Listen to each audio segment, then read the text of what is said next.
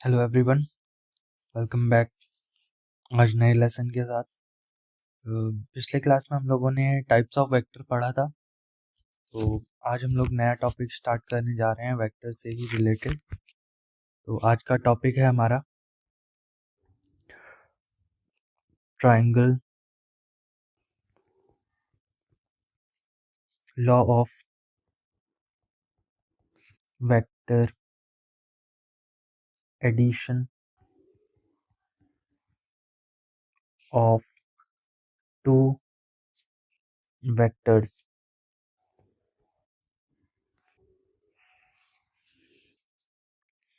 तो हमारा टॉपिक है triangle law of vector addition of two vectors. तो यहाँ पे हम लोग दो वेक्टर्स को कैसे ऐड करते हैं वो सीखेंगे। तो मान लीजिए कोई एक वेक्टर है, ये ए वेक्टर हो गया हमारे पास। इसका ये एरो वाला पार्ट जो होता है वो हेड कहलाता है, और जो नॉन एरो वाला नॉर्मल पार्ट होता है वो टेल कहलाता है। तो ट्रायंगल लॉ जो है वो कहता है कि अगर दो वेक्टर हैं हेड टू टेल जॉइंट है, मान लीजिए एक ये ए वेक्टर हो गया, इसका हेड ये हो गया, ये टेल हो गया, और ये बी वेक्टर हो गया हमारे पास, इसका टेल और इसका हेड ये वाला पार्ट हेड हो गया, ये टेल हो गया। तो ये वाला हेड टू टेल जॉइंट है।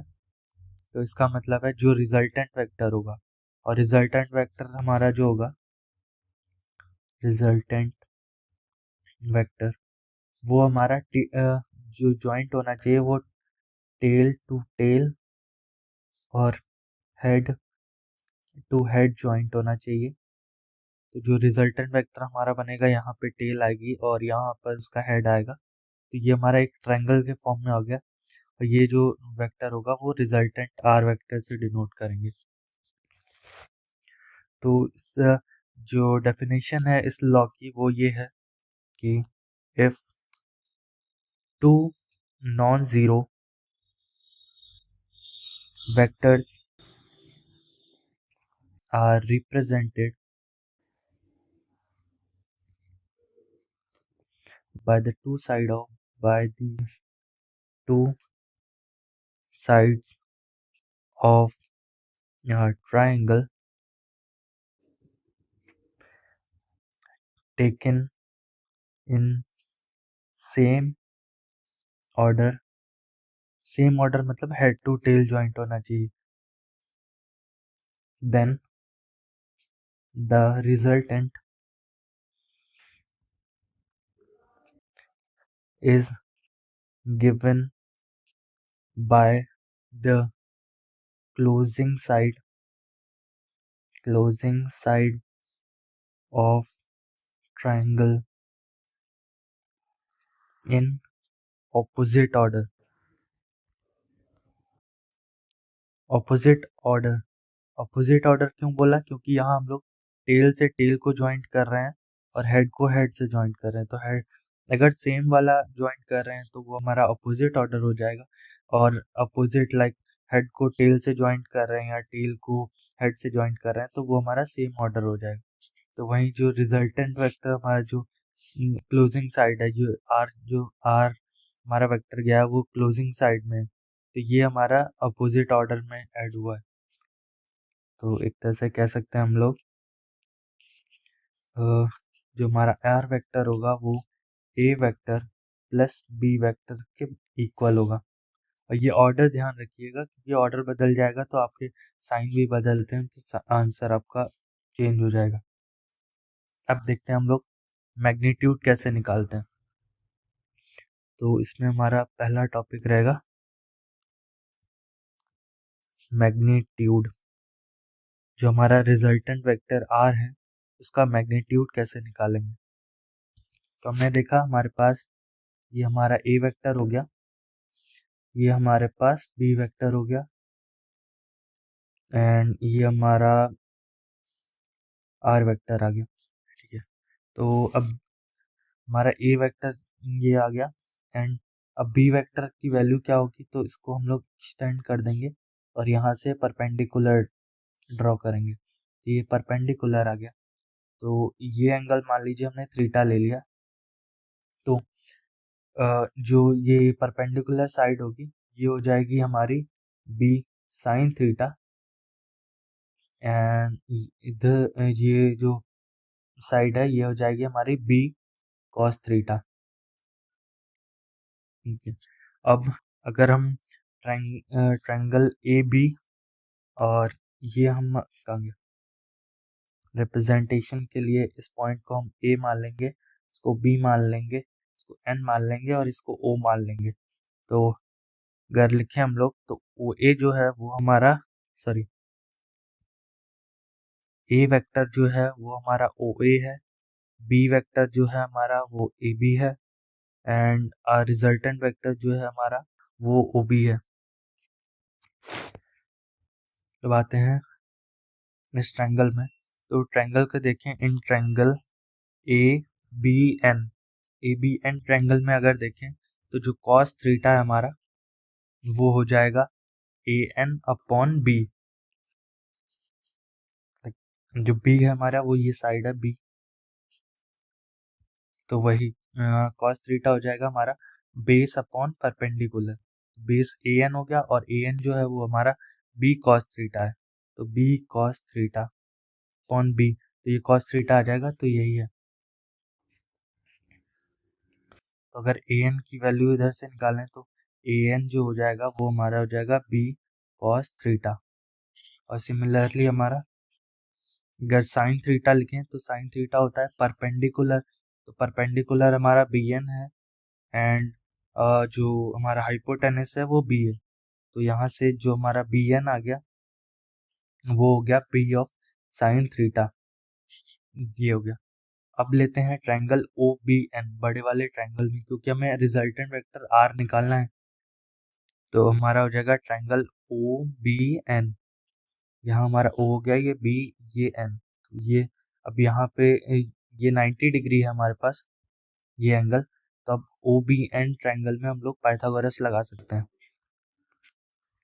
तो पाइथागोरस अगर लगाएंगे तो हमारा ट्रायंगल ओ बी जो है, सॉरी, साइड ओ बी जो है वो हाइपोटेनस हो गई, तो हाइपोटेनस का square is equals to perpendicular का स्क्वायर, तो लाइक बी एन हमारा परपेंडिकुलर है, तो बी एन का स्क्वायर प्लस जो हमारा बेस है वो ओ एन हो गया, तो ओ एन का स्क्वायर,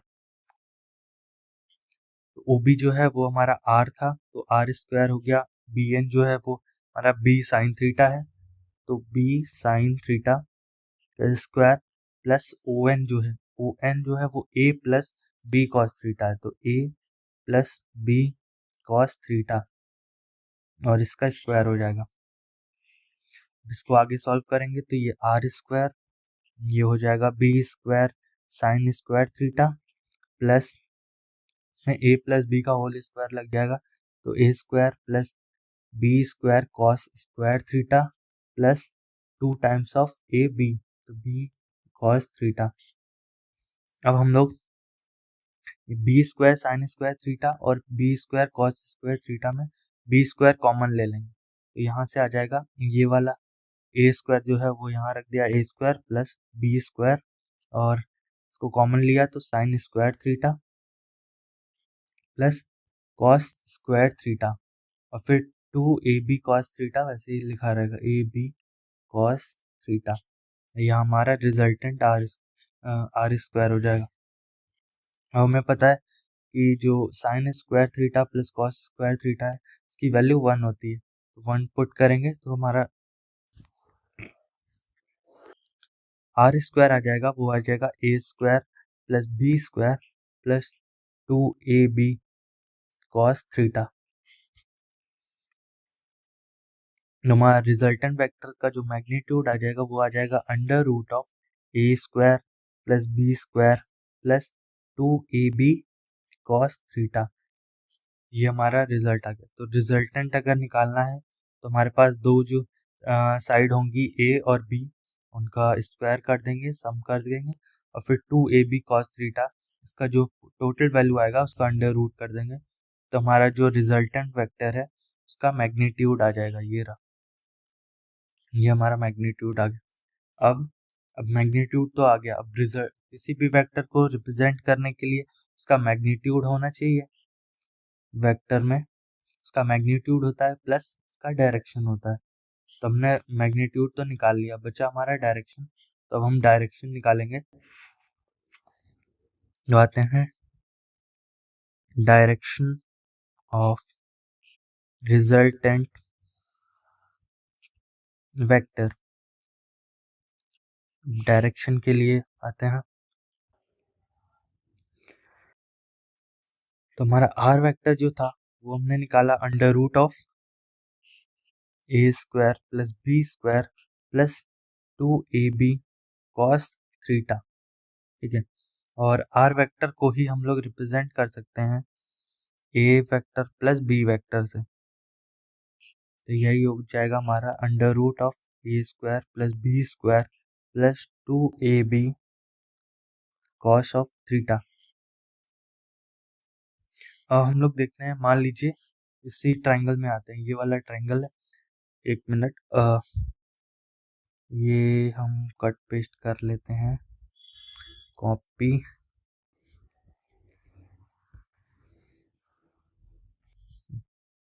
ये हमारा ट्रायंगल था। मान लीजिए इसी ट्रायंगल में हमारा जो ये आर और ए के बीच में जो एंगल बन रहा है वो हमारा अल्फा हो गया। ठीक है, ये एंगल अल्फा हो गया। तो अगर हम ट्रायंगल ओ बी एन में बात करें, ये जो हमारा ये ओ हो गया, ये बी हो गया, अलग कलर से, ये ओ हो गया, ये बी हो गया, ये एन हो गया। अब वापस से इसमें अ, अगर एंगल देखें तो ये अल्फा है, तो हमारा 10 अल्फा हो जाएगा। 10 अल्फा इज इक्वल, 10 होता है परपेंडिकुलर अपॉन बेस, तो B of sine theta upon जो हमारा एक मिनट पहले, जो परपेंडिकुलर है वो बी एन है, और जो हमारा बेस है वो ए एन है। अब आप सोच रहे होंगे, सॉरी ए एन नहीं, ओ एन है, ओ एन, यहाँ से यहाँ तक पूरा बेस है हमारा। तो चाहूंगे यही क्यों लिया इधर, तो साइन अल्फा या कुछ भी ले सकते थे, बट नॉर्मल मान लीजिए हमें कोई वेक्टर दिया है, मान लो ए वेक्टर दिया है हमारे पास, मान लीजिए ए वेक्टर है और बी वेक्टर है। तो अगर आपसे से पूछा है कि रिजल्टेंट वेक्टर का डायरेक्शन बताइए, तो वो आपको पहले रिजल्टेंट का मैग्नीट्यूड निकालें, फिर उसका एंगल निकालें, क्योंकि अगर आप साइन ट्रिग्नोमेट्रिक रेशियो यूज करेंगे या फिर कोसाइन ट्रिग्नोमेट्रिक रेशियो यूज करेंगे, तो आपको हाइपोटेनस की वैल्यू पता होनी चाहिए। तो उसको सिंपल करने के लिए जो हमें डायरेक्शन है उसमें हम लोग सिर्फ परपेंडिकुलर, जो हमें दो वेक्टर का वैल्यू तो दिया ही होगा, उससे परपेंडिकुलर और बेस निकाल लेंगे, मतलब बेस हो जाएगा, और इसकी value B N upon O N हो जाएगी 10 अल्फा की। तो मैं रिजल्टेंट की कोई ज़रूरत नहीं है यहाँ पे। तो 10 अल्फा जो है हमारा वो जाएगा B N upon O N. B N है हमारा B of sine theta upon O N है A plus B cos theta. तो यही हमारा अपना डायरेक्शन आ जाता है, 10 alpha is equal to B of sine theta upon A plus B of cos theta. तो इसी से हमारा ये डायरेक्शन आ गया कि जो रिजल्टेंट वेक्टर होगा उसका डायरेक्शन क्या होगा, डायरेक्शन ऑफ रिजल्टेंट वेक्टर। तो ये था हमारा triangle law of vector addition of two vectors. Next जो लेक्चर होगा उसमें पढ़ेंगे हम लोग parallelogram law of vector addition of two vector. तो ये वाला देख लीजिएगा अच्छे से, एंड थैंक यू।